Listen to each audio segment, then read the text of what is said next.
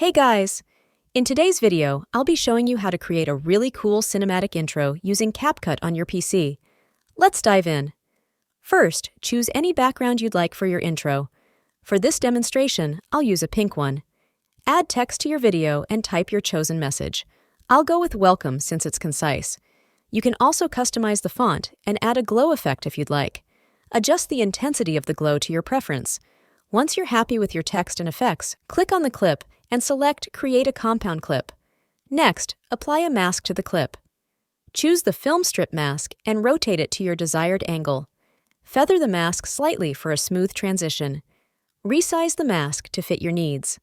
Now, let's animate the mask. Add a keyframe at the beginning of the clip, starting the mask at the top. Then, move to the end of the clip and drag the mask down to the right corner.